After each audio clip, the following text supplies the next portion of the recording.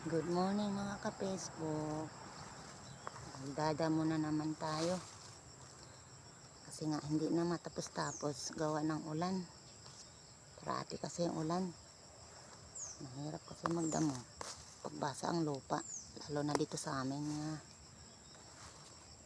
Kasi wala nga arar. Hindi inararo. Kinakamay lang. Kamutihan kasi to. Bago tanim. Kaya mas mataas yung damo kaysa kamote.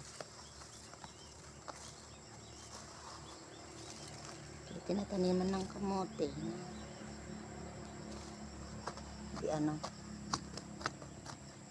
Ito kasing gawain natin ng mga mahihirap.